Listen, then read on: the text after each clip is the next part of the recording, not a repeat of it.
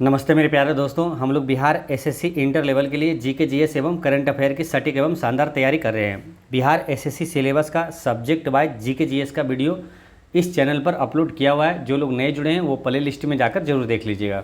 आज हम लोग प्लेटफॉर्म वॉल्यूम 2 का सेट नंबर 14 का डिस्कशन करेंगे। तो चलिए शुरू करते हैं। आज का पहला क्वेश्चन है कि 1928 में साइमन कमीशन के भारत आने पर निम्नलिखित में से किस नारे के साथ इसका स्वागत किया गया था। यानी कि साइमन कमीशन जब भारत आया था तो इसका स्वागत किस नारे के साथ किया गया था? साइमन वापस जाओ, है ना, गो बैक साइमन। तो इसका करेक्ट आंसर ऑप्शन नंबर 1 हो गया ना, साइमन वापस जाओ नारे से स्वागत किया था। अब साइमन कमीशन से 2-3 इंपॉर्टेंट क्वेश्चन है जो कि काफ़ी इंपॉर्टेंट है, जो एग्जाम में बार बार रिपीट भी होता है ना, कई बार एग्जाम में पूछा गया है। ये पहले याद रखिए कि साइमन कमीशन का गठन कब हुआ था, तो 1927 में हुआ था। ठीक है, साइमन कमीशन भारत कब आया था, तो यह आया था 1928 में। साइमन कमीशन का विरोध किस लिए क्यों किया गया है ना, ये भी क्वेश्चन पूछा जाता है। तो साइमन कमीशन का विरोध इसलिए किया गया था कि इसमें कोई भी भारतीय सदस्य नहीं था। ठीक है, और साइमन कमीशन का विरोध जो किया था तो उसमें विरोध का जुलूस का नेतृत्व किसने किया था, तो लाला लाजपत राय ने किया था। और लाहौर में लाला लाजपत राय जब इस विरोध का नेतृत्व कर रहे थे तो पुलिस की लाठीचार्ज से ये बहुत घायल हो गए थे और इनकी बाद में मृत्यु हो गई थी। ठीक है, तो ये भी ध्यान रखना है। क्वेश्चन डायरेक्ट ये भी पूछ लिया जाता है कि साइमन कमीशन का विरोध करते समय किनको लाठी के चार्ज होने से उनकी मृत्यु हो गई थी, तो लाला लाजपत राय को। ठीक है, और लाला लाजपत राय से एक पुस्तक याद रखना आपको, अनहैप्पी इंडिया। अनहैप्पी इंडिया पुस्तक के लेखक कौन है, तो लाला लाजपत राय है। इसे याद कैसे रखना है ताकि कभी कन्फ्यूजन ना हो। देखिए, जब साइमन कमीशन का विरोध हुआ तो ये तो ध्यान है कि लाठी खाने से इनकी मृत्यु हो गई, तो जब लाठी चार्ज से इनकी मृत्यु हो गई थी तो अनहैप्पी इंडिया हो गया था, है ना। इंडिया क्या, दुखी भारत हो गया था, भारत पूरा दुखी हो गया था। यानी कि इनके लाठी की चार्ज से मृत्यु जब हो गई तो अनहैप्पी इंडिया हो गया। यानी कि अनहैप्पी इंडिया के लेखक कौन हो गया, लाला लाजपत राय। नेक्स्ट क्वेश्चन है, हाल ही के दिनों में चर्चा में रही जॉर्जिया मेलोनी किस देश की प्रधानमंत्री है। जॉर्जिया मेलोनी, है ना, काफ़ी चर्चे में रही। प्रधानमंत्री के साथ कई बार इनका फोटो, ये वीडियो देखे होंगे। ये इटली की प्रधानमंत्री है ना, इसका करेक्ट आंसर है इटली की पहली महिला प्रधानमंत्री भी है ये, है ना, जॉर्जिया मेलोनी इटली की ये प्रधानमंत्री है। अभी वर्तमान में भी इटली का प्रधानमंत्री जॉर्जिया मेलोनी ही है। तो ये ध्यान रखना है। इटली की राजधानी का है रोम, इटली की मुद्रा का नाम क्या, यूरो। ठीक है, डेविस कप 2023 किस देश ने जीता था, तो इटली ने ही जीता है। और इटली से याद रखना क्या कि शीतकालीन ओलंपिक 2026 जो है वो कहाँ होगा, इटली में होगा, है ना। शीतकालीन ओलंपिक 2026 इटली में होगा। शीतकालीन ओलंपिक 2022 हुआ था बीजिंग में। ठीक है, तो ये ध्यान रखना है। और ब्रिटेन के वर्तमान प्रधानमंत्री कौन है, ऋषि सुनक है ना। ब्रिटेन के प्रधानमंत्री ऋषि सुनक है। पाकिस्तान के प्रधानमंत्री कौन है, शहबाज शरीफ है। नेक्स्ट है कि हाल ही में थाबे महोत्सव का आयोजन कहाँ किया गया है, तो थाबे महोत्सव का काफ़ी इंपॉर्टेंट क्वेश्चन है ये, है ना। थाबे महोत्सव का आयोजन बिहार में किया गया था। और बिहार में कहाँ किया गया था, तो गोपालगंज में आयोजित किया गया था। ये ध्यान रखना है ना, बिहार के गोपालगंज में थाबे महोत्सव का आयोजन किया गया था। ठीक है, अच्छा, कुछ और भी एक महोत्सव है या उत्सव है जो कि इम्पोर्टेंट है, याद रखना है। जैसे कि तोरग्या, है ना, तोरग्या, ये अरुणाचल प्रदेश में उत्सव ये मनाया गया है। तोरग्या, तोरग्या अरुणाचल प्रदेश का है।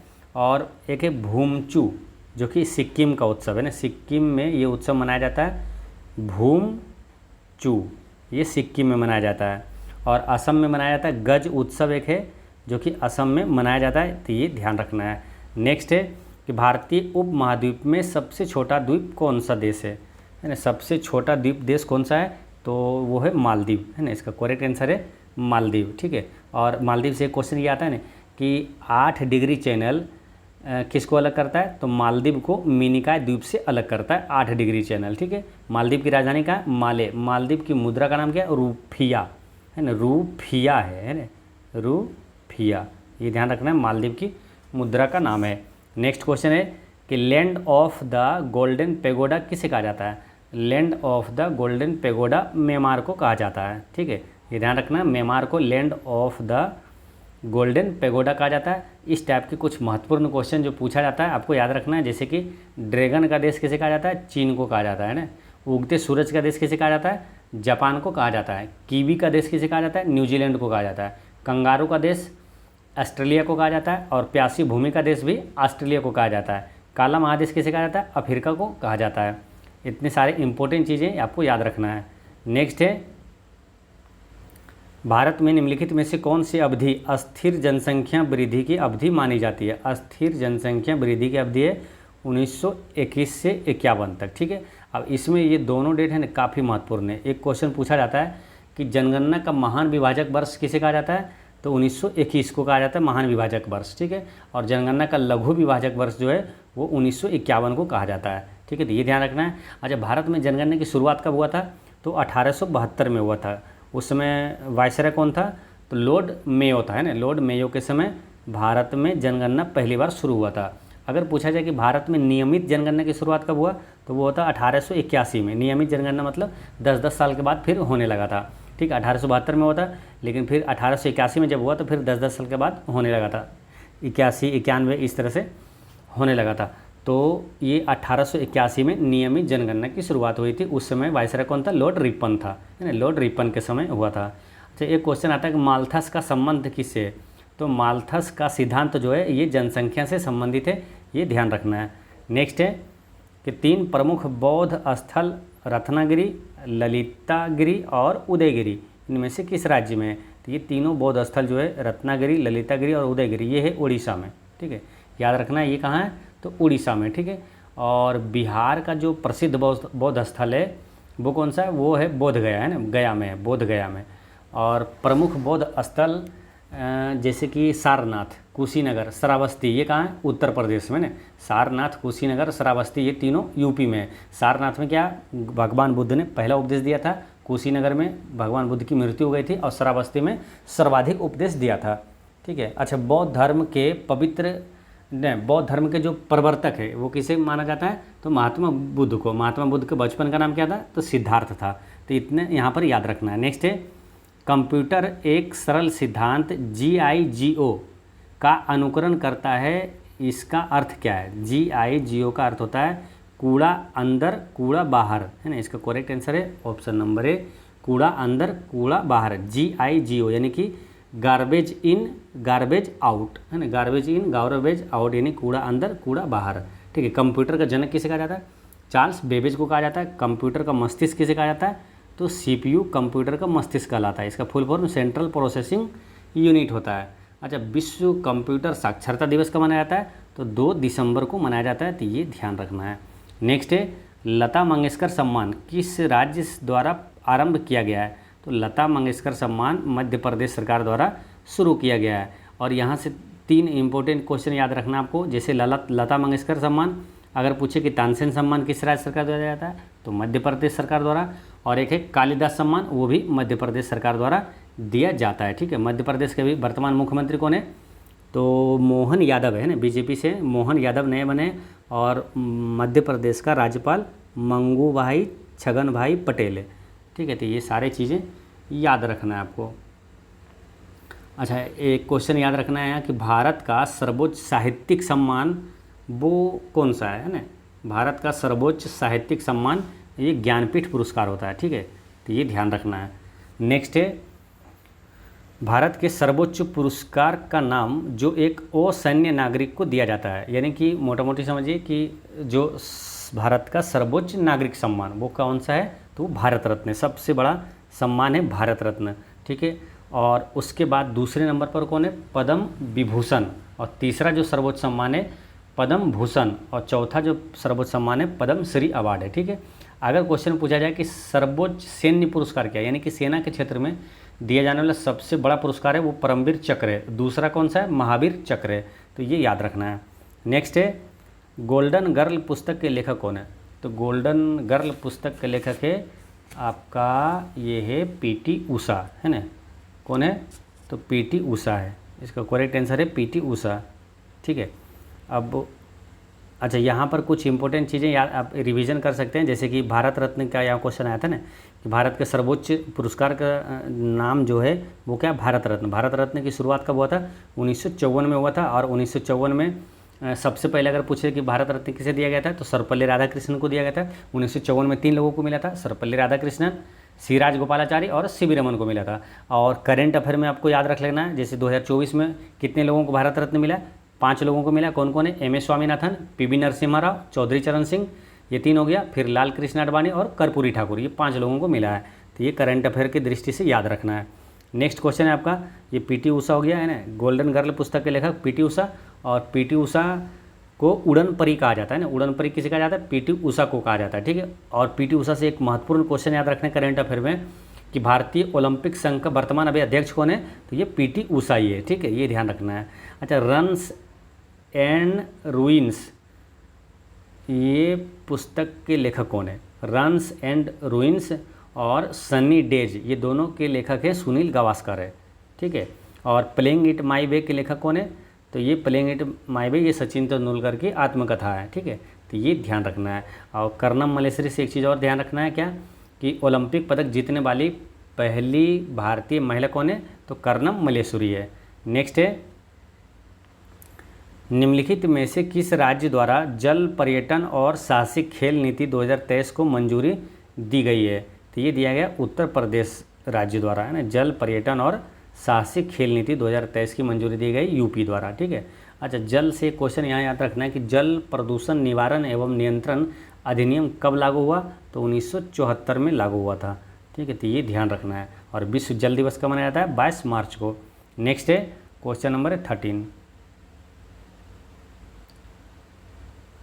विश्व का सबसे पहला देश कौन सा है जिसने प्लास्टिक बैग पर प्रतिबंध लगा दिया है, तो विश्व का पहला देश जिसने प्लास्टिक बैग पर प्रतिबंध लगा दिया है तो वो कौन है, न्यूजीलैंड है, ठीक है, याद रखना है न्यूजीलैंड, ठीक है। और न्यूजीलैंड से क्वेश्चन और इसी तरह है कि इच्छा मृत्यु को वैध करने वाला पहला देश कौन सा है, तो वो भी न्यूजीलैंड है, ठीक है। न्यूजीलैंड है ना, इच्छा मृत्यु को वैध करने वाला पहला देश न्यूजीलैंड है। और न्यूजीलैंड की राजधानी कहाँ है, वेलिंगटन है। और न्यूजीलैंड की मुद्रा का नाम है डॉलर है, ठीक है। और कीवी किस देश का राष्ट्रीय पक्षी है, तो न्यूजीलैंड का राष्ट्रीय पक्षी है कीवी। और कीवी का देश भी कहा जाता है न्यूजीलैंड को। नेक्स्ट है, एशियाई पैरा गेम्स 2023 में एक ही संस्करण में 2 स्वर्ण पदक जीतने वाले पहले भारतीय कौन बने हैं, तो ये बने हैं अंकुर धामा, है ना। अंकुर धामा जो है एशियाई पैरा गेम्स 2023 में एक ही संस्करण में 2 स्वर्ण पदक जीतने वाला पहला भारतीय बना अंकुर धामा, ठीक है, याद रखना है। और एशियाई पैरा गेम्स जो है ये कहाँ हुआ था, 2022 में। तो एशियाई पैरा गेम्स बोलिए या तो एशियाई खेल, ये दोनों हुआ था कहाँ, 2022 में ही हुआ था, हांगझोउ में हुआ था ना, चीन के हांगझोउ में हुआ था। और एशियाई खेल 2026 कहाँ होगा, तो ये जापान में होगा, ये भी याद रखना है। नेक्स्ट है, हाल ही में वैश्विक कर चोरी रिपोर्ट 2024 किसके द्वारा जारी की गई है, तो ये जारी किया गया यूरोपीय संघ द्वारा, है ना। हाल ही में वैश्विक कर चोरी रिपोर्ट 2024 ये किसके द्वारा जारी किया गया, यूरोपीय संघ द्वारा जारी किया गया है।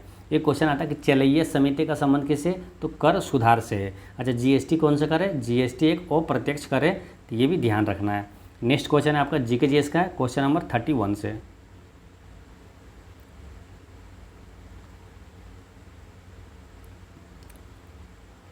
(31) में है कि तराइन का प्रथम युद्ध में निम्नलिखित में से किसको पृथ्वीराज चौहान तृतीय ने हराया था, तो तराइन का प्रथम युद्ध में विजेता कौन रहा, प्रथम युद्ध में पृथ्वीराज चौहान विजेता रहा और हराया था किसके, मोहम्मद गौरी को, है ना। इसका करेक्ट आंसर है मोहम्मद गौरी। देखिए, तराइन का 2 युद्ध हुआ था, एक हुआ था पहला 1191 में और दूसरा 1192 में हुआ था, ठीक है।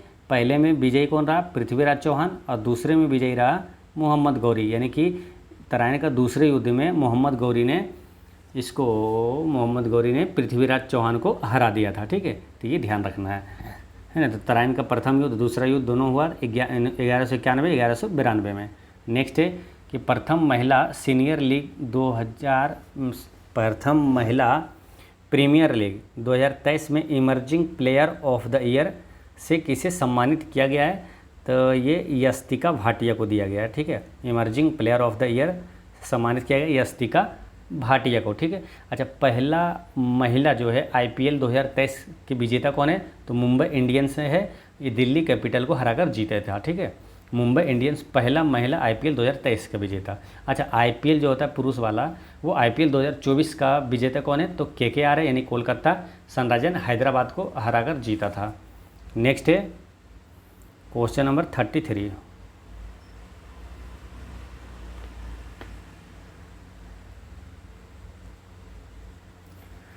निम्नलिखित में से किसका जन्म दिवस डॉक्टर्स डे के रूप में मनाया जाता है? यानी कि चिकित्सक दिवस ये मनाया जाता है किसके जन्म दिवस पर? तो डॉक्टर बिधान चंद्र राय के जन्म दिवस पर मनाया जाता है, ठीक है। डॉक्टर्स दिवस कब मनाया जाता है? 1 जुलाई को, क्योंकि 1 जुलाई और 1882 में बिधान चंद्र राय का जन्म हुआ था, ठीक है, 1882 में। और इसी 1 जुलाई से डॉक्टर दिवस मनाया जाता है, क्योंकि ये बिधान चंद्र राय जो काफ़ी महत्वपूर्ण ये डॉक्टर्स भी थे और ये बंगाल के मुख्यमंत्री भी रहे। और इनका जन्म ये काफ़ी महत्वपूर्ण इसलिए भी है कि इनका भारत रत्न भी मिला है इनको, ठीक ना। बिधान चंद्र राय को भारत रत्न मिला है और 1961 में मिला है, जब अर्जुन पुरस्कार की शुरुआत हुई थी, ठीक है, 1961 में ही। और बिधान चंद्र राय जो है इनका जन्म कहाँ हुआ था? तो पटना के बांकीपुर में हुआ, ये याद रखना है। नेक्स्ट है निम्नलिखित में से किसे ड्यूस के उपनाम से संबोधित किया जाता है? ड्यूस के उपनाम से संबोधित किया जाता है किसे? मुसोलिनी को, है ना। मुसोलिनी को ड्यूस के उपनाम से संबोधित किया जाता है। अच्छा, फ्यूहरर किसे कहा जाता है? एक है फ्यूहरर, फ्यूहरर के उपनाम से हिटलर को जाना जाता है। और लिटिल कॉर्पोरल ये नेपोलियन को कहा जाता है, लिटिल कॉर्पोरल। नेक्स्ट है कि हेमिस गोम्पा नामक मठ कहाँ स्थित है? तो हेमिस गोम्पा नामक मठ ये लद्दाख में है, ठीक है। हेमिस गोम्पा नामक मठ ये लद्दाख में है। और हेमिस गोम्पा जो है एक तिब्बती बौद्ध मठ है। अच्छा, इसी तरह एक इम्पोर्टेंट है जो काफ़ी इम्पोर्टेंट है, बेलूर मठ। ये बेलूर मठ कहाँ है? तो ये पश्चिम बंगाल में है। और बेलूर मठ की स्थापना किसने किया था? स्वामी विवेकानंद ने किया था। नेक्स्ट है मतानचेरी पैलेस कहाँ स्थित है? तो मतानचेरी पैलेस ये है केरल में, ठीक है। मतानचेरी पैलेस ये केरल में है, ठीक है। और विश्व का सबसे बड़ा राजप्रसाद इंपीरियल पैलेस कहाँ है? तो वो बीजिंग में है, ठीक है। ओपेरा हाउस कहाँ है? सिडनी में है। और इंडिया हाउस कहाँ है? तो लंदन में है। सारी चीज़ें याद रखना है। नेक्स्ट है कि सौरमंडल का सबसे चमकीला ग्रह कौन सा है? तो सबसे चमकीला ग्रह है शुक्र, है ना। शुक्र से कई क्वेश्चन पूछा जाता है, जैसे सबसे चमकीला ग्रह, सबसे गर्म ग्रह कौन सा है? तो वो भी शुक्र है। सांझ का तारा या भोर का तारा किसे कहा जाता है? तो शुक्र ग्रह को कहा जाता है। अच्छा, किस ग्रह के पास कोई उपग्रह नहीं है? तो बुध और शुक्र के पास कोई उपग्रह नहीं है, ठीक है। अच्छा, सबसे ज़्यादा उपग्रह वाला जो ग्रह है कौन है? तो वो है शनि। अभी सबसे ज़्यादा उपग्रह है शनि के पास 145 और बृहस्पति के पास है 95 उपग्रह, ठीक है। तो ये ध्यान रखना है। अच्छा, पृथ्वी का एकमात्र उपग्रह कौन सा है? तो वो है चंद्रमा, ठीक है। अच्छा, एक क्वेश्चन ऐसे आ जाता है कि सूर्य से सबसे निकट का ग्रह कौन सा है, या तो पूछ लिया जाएगा सूर्य से सबसे दूर का ग्रह कौन सा है। तो यहाँ से कई क्वेश्चन बनता है, तो आपको याद रखना है। जैसे ये सूर्य हो गया, ठीक है। सूर्य से सबसे निकट में आएगा बुध, शुक्र, पृथ्वी, मंगल, बुध शुक्र पृथ्वी मंगल, बृहस्पति, शनि, अरुण, वरुण, ठीक है। ये क्या है? देखिए सीरियल नंबर से ये है सूर्य से दूरी के बढ़ते क्रम में, ठीक है। तो सबसे नज़दीक है बुध हो गया। यहाँ से कई क्वेश्चन बन जाएगा, सूर्य के सबसे नज़दीक का ग्रह कौन सा हो गया? बुध हो गया। और सूर्य से सबसे अधिक का ग्रह कौन सा हो गया? तो वो वरुण हो गया, ठीक है। ये ध्यान रखना है। अगर पूछ लिया जाए कि पृथ्वी किसके बीच है? तो शुक्र और मंगल के बीच है।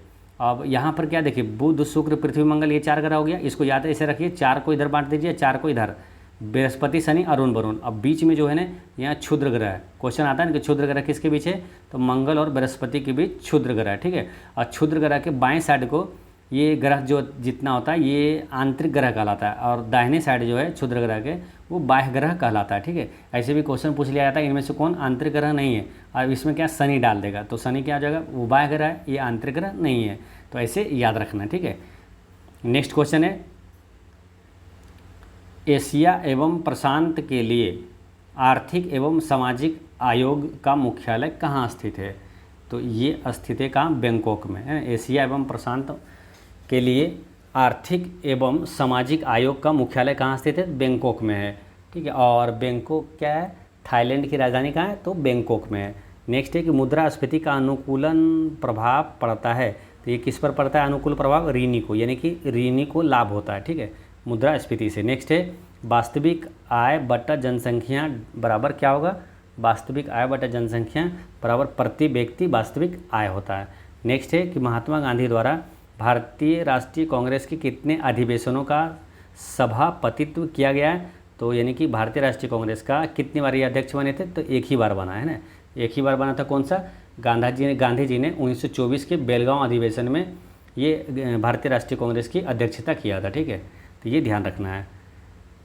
नेक्स्ट है कि इनमें से कौन सबसे कम आयु में भारतीय राष्ट्रीय कांग्रेस का अध्यक्ष बनने वाला व्यक्ति था, तो अबुल कलाम आज़ाद सबसे कम आयु में भारतीय राष्ट्रीय कांग्रेस का अध्यक्ष बनने वाला था, अबुल कलाम आज़ाद है, ठीक है। अब भारतीय राष्ट्रीय कांग्रेस से कई इंपॉर्टेंट क्वेश्चन पूछा जाता है, ठीक है, जैसे कि भारतीय राष्ट्रीय कांग्रेस की स्थापना कब हुआ था, 1885 में हुआ था, और इसकी स्थापना किसने किया था, A.O. ह्यूम ने किया था, और उस समय वायसराय कौन था, यानी कि भारतीय राष्ट्रीय कांग्रेस की स्थापना किसके समय हुआ था, लॉर्ड डफरिन के समय हुआ था, और इसकी स्थापना A.O. ह्यूम ने किया। पहला अध्यक्ष कौन था, तो W.C. बनर्जी, और पहली मुस्लिम अध्यक्ष पूछे तो बदरुद्दीन तैयब जी।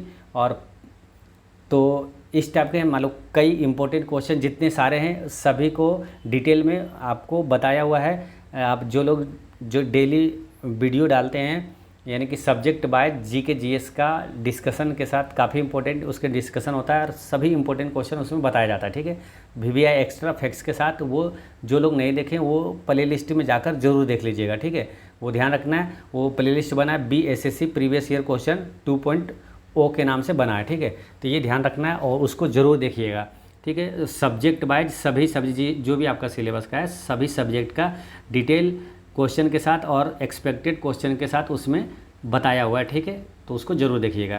तो यहाँ पर कुछ क्वेश्चन और जैसे पूछा जाता है जो कि भारतीय राष्ट्रीय कांग्रेस की पहली महिला अध्यक्ष कौन थी, तो एनी बेसेंट थी। और अगर पूछे भारतीय राष्ट्रीय कांग्रेस की पहली भारतीय महिला अध्यक्ष पूछ दे तो वो है सरोजिनी नायडू है, ठीक है, तो ये सारी चीज़ें याद रखना है।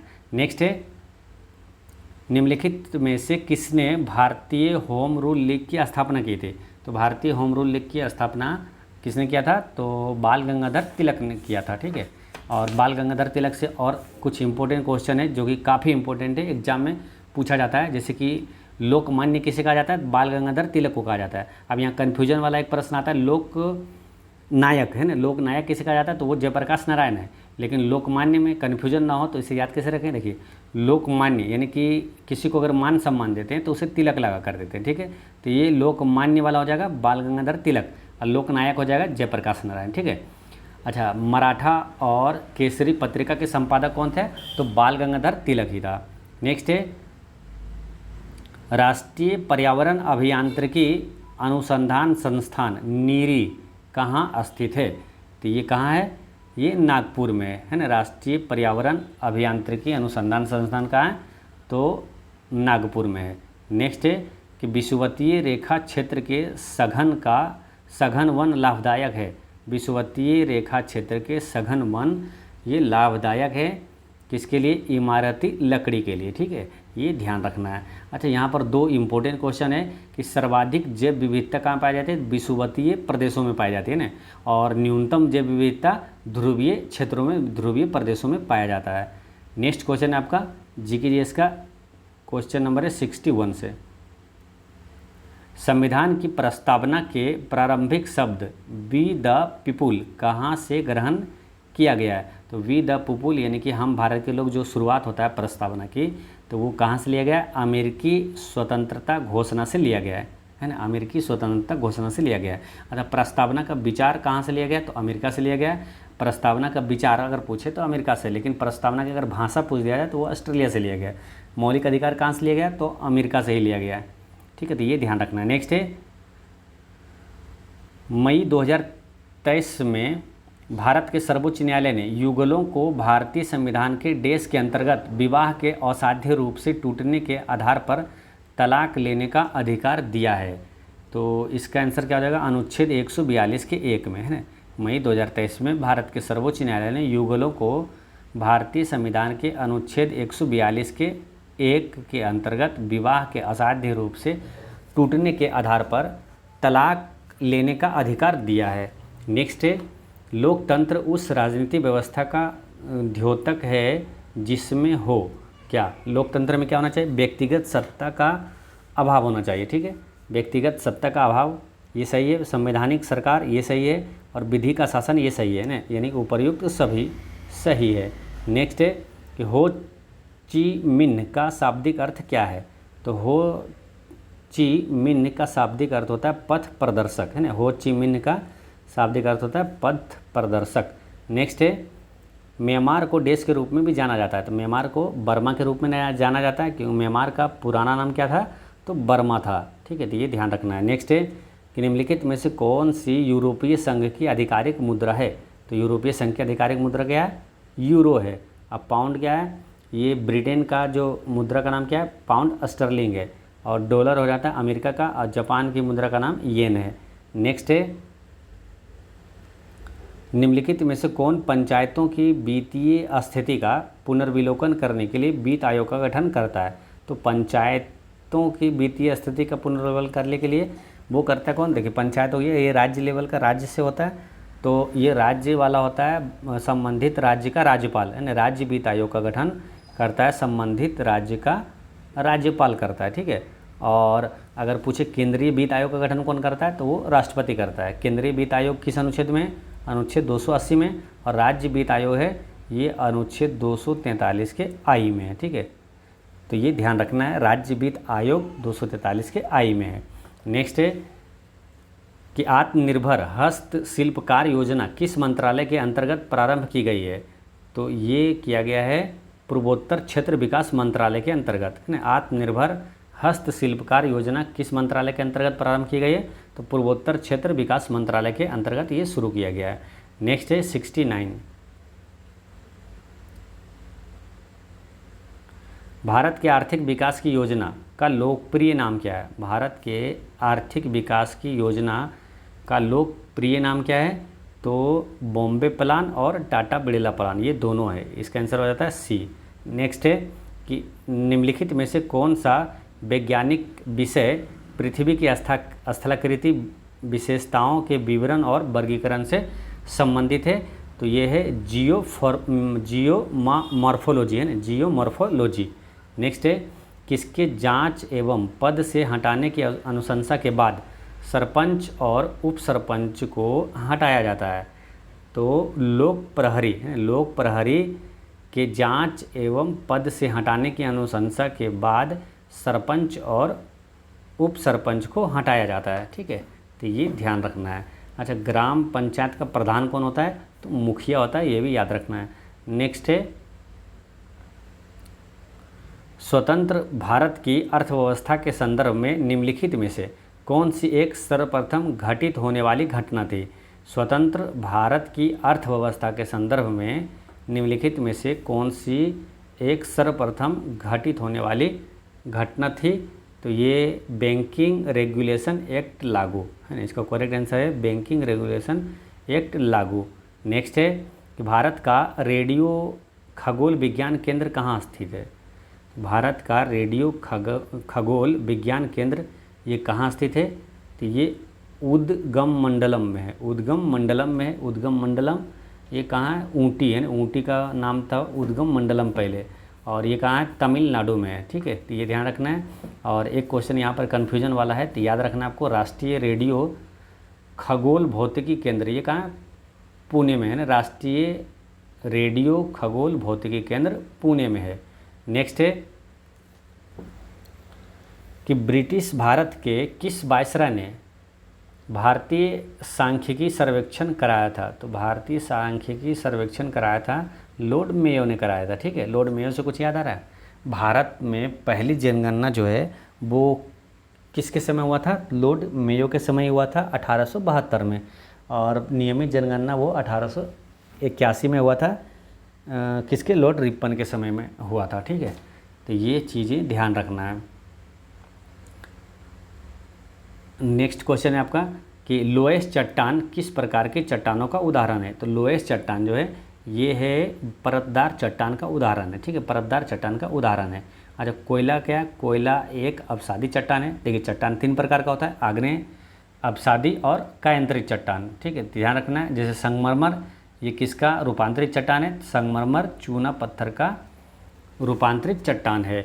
नेक्स्ट आपका जीके जीएस का आता है 91 से।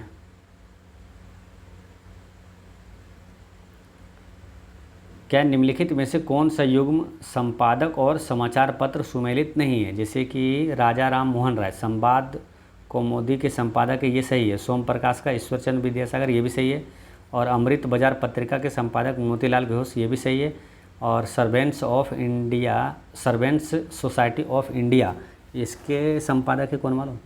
इसके संपादक है गोपाल कृष्ण गोखले है ना, एनी बिसेंट नहीं है इसका। तो फिर पूछा कौन नहीं है सुमेलित, तो यही वाला नहीं है, ठीक है, क्योंकि सर्वेंट्स सोसाइटी ऑफ इंडिया और हितवाद के संपादक गोपाल कृष्ण गोखले है। और न्यू इंडिया और कॉमनवेल्थ के संपादक एनी बिसेंट है। न्यू इंडिया और कॉमनवेल्थ के संपादक एनी बिसेंट है। नेक्स्ट है सूची 1 को सूची 2 को सुमेलित कीजिए, है ना, मिलाना है। तो इसमें क्या है, ये बांध दिया हुआ है और किस नदी पर है, ठीक है, तिलैया बांध। ये कहाँ पर है? तिलैया बांध है बराकर नदी पर, ठीक है, इसे याद रखना है। तिलैया बांध बराकर नदी पर है, इसे याद कैसे रखना है? देखिए तिलैया को रिलेट करिए तौलना से। तौलना है किसी चीज़ को क्या इसमें बराबर में, है ना, बराकर को बराबर से रिलेट करिए, ठीक है, यानी कि तौलना है तिलैया, और किसी तौलते हैं जब हैं तो किस बराबर में तौलना है ना, बराबर में तौलते हैं। तो ये हमेशा आपको याद रहेगा, है ना, जब भी आप देखिएगा तो याद आ जाएगा तिलैया यानी बराकर नदी पर है, तिलैया बांध बराकर नदी पर है। अगर एक भी आपको याद है, बाकी चीज़ें याद नहीं भी है, तो इस टाइप से कई बार आप क्वेश्चन आसानी से टिक कर सकते हैं। उस तरह से सेट किया हुआ रहता है, ठीक है, एग्जाम में भी सेट किया हुआ रहता है। जैसे कि तिलैया बांध हो गया, 1 का 3 हो गया बराकर, है ना, तिलैया यानी तौलेंगे बराबर में, 1 का 3 हो गया। अब 1 का 3 क्या है? ये ऑप्शन नंबर केवल ए में है, ठीक है, देखिए 1 का 3 कहाँ है? केवल ए में है, यानी कि इसका आंसर निश्चित रूप से ए हो गया, ठीक है, इसका करेक्ट आंसर हो गया ऑप्शन नंबर ए, ठीक है। लेकिन आपको याद कर लेना है कौन सा बांध कहाँ पर है, ठीक है। तिलैया बांध हो गया, तिलैया बराबर तौलेंगे बराबर में। और पंचेत बांध हो गया, पंचेत बांध कहाँ है? ये दामोदर नदी पर है। और राणा प्रताप सागर बांध कहाँ है? तो ये चंबल नदी पर है। और माता टीला बांध कहाँ है? बेतवा नदी पर है। इसे याद करना भी आसान है, काफ़ी आसानी से, और कभी नहीं भूलेंगे। माता टीला बांध बेतवा नदी पर है। कैसे? देखिए माता और बेटवा, बेतवा को रिलेट करिए बेटवा से, यानी कि माता और बेटवा, ठीक है, तो माता टीला बेटवा नदी पर है, तो ऐसे याद रहेगा आपको। नेक्स्ट क्वेश्चन है कि यह एक गर्म धारा है, यानी कि इसमें से गर्म जलधारा कौन सा है? तो ये जो गल्फ स्ट्रीम है ये एक गर्म धारा है, ठीक है, बाकी ओयासियो, हम्बोल्ट और किनारे की धारा जो है ये ठंडी जलधारा है। नेक्स्ट है निम्नलिखित में से कौन भारत के प्रथम मुख्य न्यायाधीश थे? तो भारत के पहले मुख्य न्यायाधीश थे हीरालाल जेकानिया, यानी इसका आंसर होता है ऑप्शन नंबर बी, ठीक है। और वर्तमान में अभी याद रख लेना आपको, वर्तमान में भारत का मुख्य न्यायाधीश कौन है? तो DY चंद्रचूड़ है, ठीक है, याद रखना है। नेक्स्ट है क्वेश्चन नंबर 95 है, फॉरबिडन सिटी के उपनाम से कौन जाना जाता है? फॉरबिडन सिटी कहा जाता है किसको मालूम? फॉरबिडन सिटी कहा जाता है लहासा को, तिब्बत को फॉरबिडन सिटी कहा जाता है ना, तो ये याद रखना है। नेक्स्ट क्वेश्चन है कि निम्न में से कौन सी क्रिया अत्यधिक ऊष्माक्षेपी होती है? तो इसमें अत्यधिक ऊष्माक्षेपी कौन सी क्रिया होती है?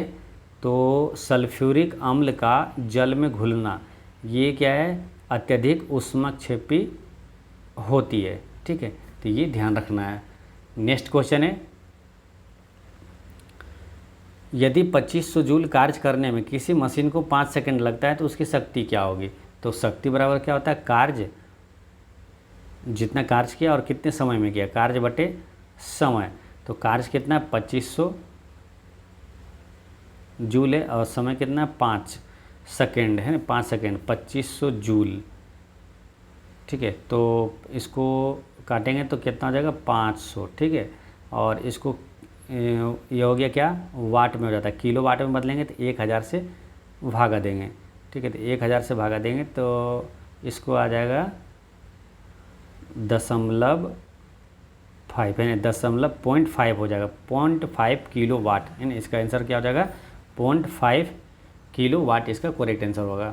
नेक्स्ट है कि निम्नलिखित में से किसे ट्री फ्रॉग के नाम से भी जाना जाता है। तो ट्री फ्रॉग के नाम से जाना जाता है किसे, हाइला को ट्री फ्रॉग के नाम से जाना जाता है।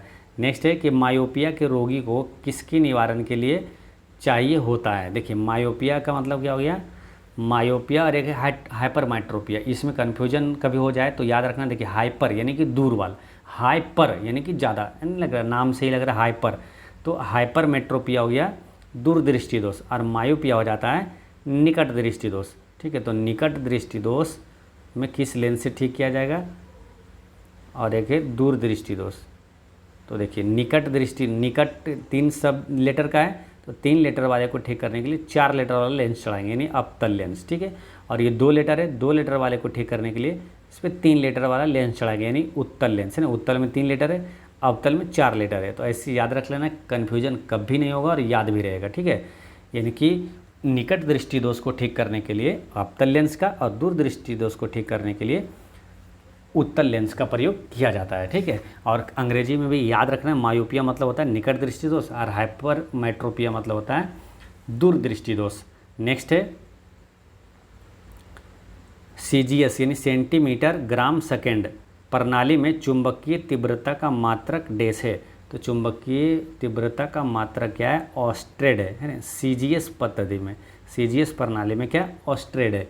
ठीक है, तो ये ध्यान रखना है। और रही बात ये कैंडेला, तो कैंडेला क्या है, ये है ज्योति तीव्रता का एसआई मात्रक कैंडेला होता है, और चुंबकीय फ्लक्स का एसआई मात्रक वेबर होता है। ठीक है, तो ये भी याद रखना है। नेक्स्ट है कि सीमेंट के ग्राइंडिंग प्रक्रम के अंतर्गत क्लिंकर चूर्ण में जिप्सम मिलाने का क्या उद्देश्य है। देखिए सीमेंट में क्या है, जिप्सम इसलिए मिलाया जाता है कि सेटिंग को दर को मंदित करना है ना, सेटिंग की दर को मंदित करना। अगर ये नहीं मिलाएंगे तो तुरंत क्या जम जाता है। ठीक है, तो इसलिए इसको थोड़ा सा स्लो करते हैं ताकि आप आसानी से दीवार या तो कोई भी चीज़ जोड़ना चाहते हैं जोड़ सकें।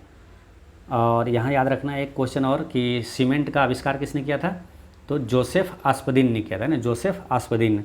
नेक्स्ट है निम्नलिखित में से कौन सा उपकरण विद्युत प्रवाह के तापन प्रभाव पर आधारित नहीं है, यानी कि टेम्परेचर पर कौन आधारित नहीं, माइक्रोवेव। ये टेम्परेचर पर आधारित नहीं, बाकी हीटर जैसे देखिए टेम्परेचर पर, इलेक्ट्रिक आयरन वो तापन पर प्रभाव पर आधारित है, इलेक्ट्रिक फिलामेंट इसमें भी ताप होता है। ठीक है, तो ये ध्यान रखना है। नेक्स्ट है कि प्रबाल डैश नामक फाइलम के एंथोजोआ वर्ग के अंतर्गत मौजूद समुद्री अकशेरुकी जीव होते हैं। तो प्रबाल जो है, प्रबाल निडेरिया नामक फाइलम के एंथोजोआ वर्ग के अंतर्गत मौजूद समुद्री अकशेरुकी जीव होता है। ठीक है, तो ये ध्यान रखना है। नेक्स्ट है अपनी चालक, कहते एक चालक अपनी कार से 1.8 मीटर प्रति सेकेंड स्क्वायर की दर से त्वरित करता है, फिर 1.2 मीटर प्रति सेकेंड स्क्वायर की दर से त्वरित करता है। इंजन द्वारा आरोपित बलों का अनुपात क्या होगा। तो बल बराबर क्या होता है, द्रव्यमान त्वरण होता है। ठीक है, तो यहाँ पर क्या है, बल का अनुपात हो जाएगा F1 बट्टे F2 बराबर दूसरा जो पहला जो है त्वरण और दूसरा जो त्वरण है। तो पहला त्वरण क्या है 1.8 और दूसरा क्या है 1.2। इसको काटेंगे 6 × 18, 6 दूनी 12, यानी कि 3:2 इसका करेक्ट आंसर है। तो ऑप्शन नंबर डी हो जाएगा 3:2। नेक्स्ट है कि सितारों का टिमटिमाना है ना, सितारों का टिमटिमाना तारों की रोशनी के वायुमंडल में डैश के कारण होता है। तो टिमटिमाना याद करवाया था आपको, टिमटिमाना यानी अप डाउन है ना, अप डाउन यानी अपवर्तन के कारण होता है।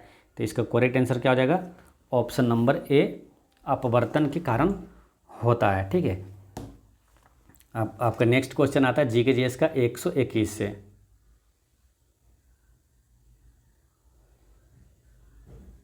एक 121 में है कि जब प्रकाश नेत्र में प्रवेश करता है तो अधिकांश अपवर्तन कहाँ होता है। तो अधिकांश अपवर्तन होता है कहाँ, ये होता है स्वच्छ मंडल यानी कॉर्निया पर होता है। ठीक है, जब प्रकाश नेत्र में प्रवेश करता है तो अधिकांश अपवर्तन जो होता है वो कॉर्निया पर होता है। और एक इम्पोर्टेंट क्वेश्चन याद रखना है, जबकि जो प्रकाश आँख में प्रवेश करता है तो प्रकाश की मात्रा को नियंत्रित कौन करता है, तो आइरिस करता है, ठीक है। आइरिस को परितारिका कहा जाता है, ठीक है, तो ये ध्यान रखना है। नेक्स्ट क्वेश्चन है आपका 122 कि ऑक्सीजन के एक अणु का द्रव्यमान क्या होता है। तो ऑक्सीजन होता है क्या, O2 होता है। तो ऑक्सीजन का एक परमाणु संख्या 8 है, परमाणु द्रव्यमान कितना 16 है, तो 2 ऑक्सीजन है, 16 दूनी 32 ग्राम हो जाएगा। इसका correct answer option number B इसका करेक्ट आंसर हो जाएगा। नेक्स्ट है कि एक डीएनए रज्जुक में न्यूक्लियोटाइड है ना, एक डीएनए रज्जुक में न्यूक्लियोटाइड आपस में जुड़े होते हैं तो कैसे, फास्फोडाइएस्टर बंध द्वारा, है ना, फास्फोडाइएस्टर बंध द्वारा जुड़े होते हैं। नेक्स्ट है कि स्तनधारियों में संबंधित इनमें से कौन सा कथन गलत है। तो स्तनधारियों में कौन सा कथन गलत है। पहला क्या है, सामान्यतः स्तनधारियों के बाल होते हैं, ये सही है। बच्चों को दूध पिलाने के लिए इसमें स्तन ग्रंथियाँ मौजूद होती है, ये भी सही है। इनके हृदय में 3 प्रकोष्ठ होते हैं, ये गलत है, क्योंकि स्तनधारियों में 4 प्रकोष्ठ होता है, ठीक है। और कुछ स्तनधारी अंडे देते हैं, तो ये भी सही है। इसका आंसर क्या हो जाएगा, ऑप्शन नंबर सी।